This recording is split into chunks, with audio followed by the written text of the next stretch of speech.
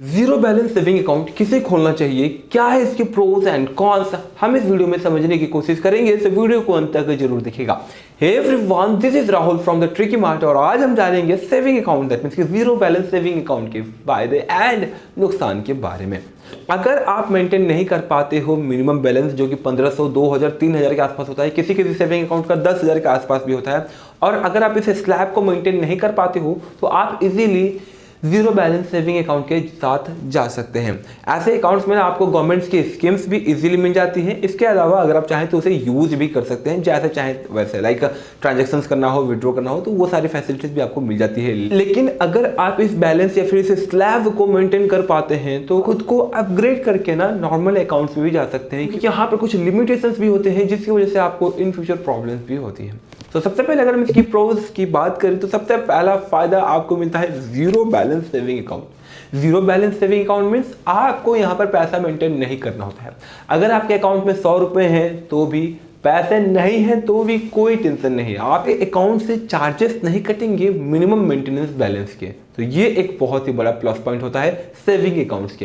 एक बात का जरूर ध्यान रखिएगा, अगर आप बैलेंस मेंटेन नहीं भी कर पा रहे हैं तो मंथ के एंड में भी अगर आप पैसा रखते हो, लेकिन 25 के आसपास आपने या फिर 28 के आसपास आपने कुछ पैसे रखे हैं एंड उसे आप अगले 2 से 3 तारीख के आसपास अगर आप विड्रॉ कर लेते हो तो आप ये करके भी मिनिमम बैलेंस मेंटेनेंस के जो चार्जेस होते हैं उससे आप बचा सकते हैं। लेकिन अगर आप ये सारी झंझट नहीं चाहते हैं तो आप जीरो बैलेंस सेविंग अकाउंट के साथ जा सकते हैं, जहां पर आपको अच्छी खासी फैसिलिटीज मिल ही जाती है। इसके अलावा आपको जीरो बैलेंस सेविंग अकाउंट में भी एक डेबिट कार्ड मिल जाता है जिसे आप यूज कर सकते हो ऑनलाइन ट्रांजैक्शंस के लिए भी या फिर ऑफलाइन ट्रांजैक्शंस के लिए भी। लेकिन ध्यान रखिएगा कि आपको यहाँ पर ना एनुअली एक चार्जेस भी कटता है, दैट इज मे बी 157 या फिर 257 के आसपास, लेकिन मैंने जहां तक एक्सपीरियंस किया है SBI में 157 रुपीज के आसपास ना एनुअली चार्जेस यहाँ पर कटता है।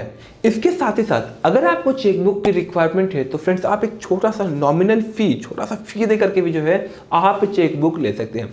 ज्यादातर बैंक जो भी चार्ज करती हैं वो 10 से 20 रुपए के आसपास पर लीफ का आपसे चार्ज देते हैं। लीफ बोला जाता है, एक एक पन्ने का जो है आपसे वो चार्ज लेते हैं पर पीस का। तो यहाँ पर अगर आपको चेकबुक की रिक्वायरमेंट्स नहीं है देन आप इसे स्किप कर सकते हैं। अगर आप चाहते हैं तो आपको यहाँ पर मिल सकती है। लेकिन ध्यान रखिएगा कि कुछ जीरो बैलेंस सेविंग अकाउंट्स हैं जहां पर आपको चेकबुक के लिए भी किसी तरह का कोई भी चार्जेस नहीं देना होता है।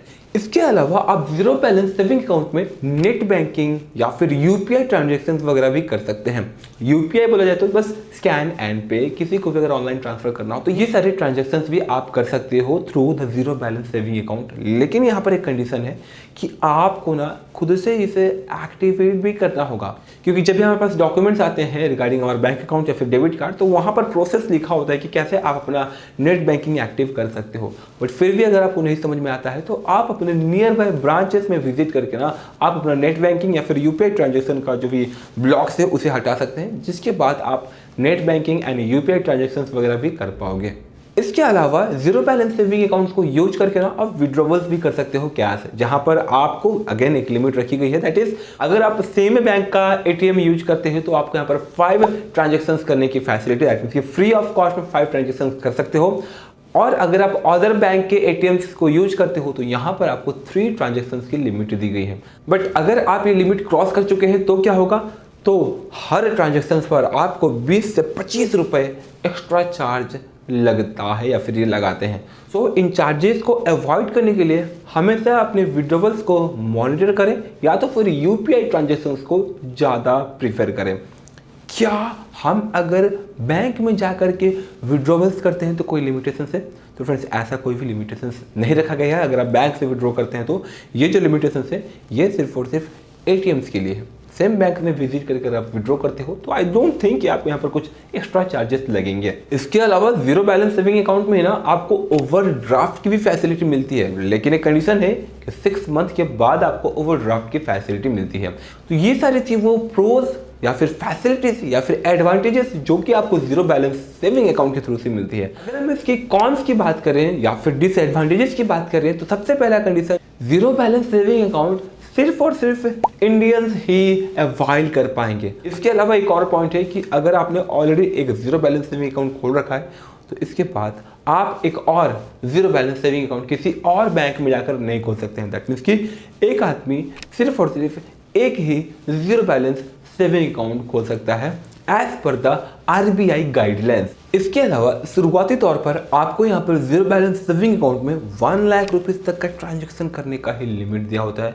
1 लाख रुपए से ज़्यादा की अगर ट्रांजैक्शन करना है या फिर अगर आप डिपॉजिट रखना चाहते हो तो इसके लिए ना आपको एक और KYC करवाना होता है। उसके बाद जो है आप 1 लाख प्लस के ट्रांजैक्शन या फिर डिपॉजिट से आप कर पाओगे। इसके अलावा आपको जीरो बैलेंस सेविंग अकाउंट्स में ना फॉरेन कंट्रीब्यूशंस नहीं आ पाती है। फॉरेन कंट्रीब्यूशंस बोला जाए तो लेट गेस कि अगर आप कुछ डीलिंग करते हो एंड आपका कोई भी बंदा है फिर कोई भी फ्रेंड है, वो अगर आपको फॉरेन से पैसा भेजना चाहता है आपके जीरो बैलेंस सेविंग अकाउंट में, तो ये पॉसिबल नहीं होगा, वो डिक्लाइन हो सकता है।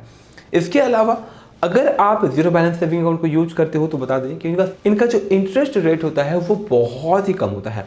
ज़्यादातर सेविंग अकाउंट्स की अगर देखें तो 3, 3.5, 4% के आसपास हो जाता है, लेकिन जीरो बैलेंस सेविंग अकाउंट्स में ना आपको इनसे भी कम इंटरेस्ट रेट मिलते हुए देखने को मिलता है।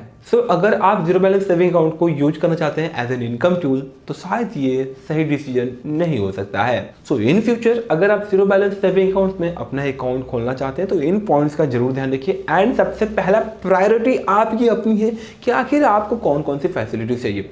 अगर आपको जो मैंने प्रोस बताए वही अगर आपके लिए फैसिलिटीज काफ़ी है तो आप जीरो बैलेंस सेविंग अकाउंट के साथ जा सकते हैं, जहाँ पर आपको बैलेंस मेंटेन करने की ज़रूरत नहीं होती है। बट अगर आपकी जो नीड्स हैं वो अगर ये जीरो बैलेंस की प्रोज या फिर फैसिलिटीज़ प्रोवाइड नहीं कर पा रही हैं तो फ्रेंड्स आप जीरो बैलेंस के साथ ना जाएं। और अगर नहीं तो आप एक नॉर्मल अकाउंट के साथ जा सकते हैं, जहाँ पर आपको मंथली 2 से 3 हज़ार का ना जस्ट मेंटेन करना होता है बैलेंस। और इसके अलावा आपके पास और भी अच्छे अच्छे ऑप्शंस हैं जहाँ पर आप मेंटेन नहीं करोगे तो भी आपको अच्छी खासी फैसिलिटीज़ मिल जाती है।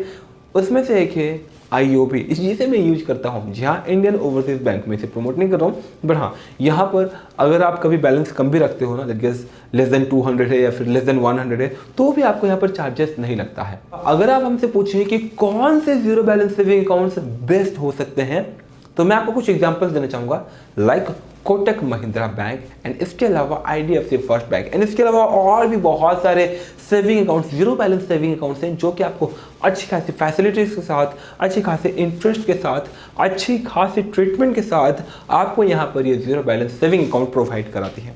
सो अगर आपको एक डिटेल या फिर डेडिकेटेड वीडियो चाहिए regarding the best zero balance saving account जो कि आपको अब तक अदर वीडियोस में नहीं मिले हैं, जो भी आपको यूट्यूब पर प्रोवाइड मिल रहा है, तो फ्रेंड्स चैनल को जरूर सब्सक्राइब कर लीजिएगा क्योंकि बहुत ही जल्द हम इसके ऊपर ही एक डेडिकेटेड वीडियो लाने वाले हैं।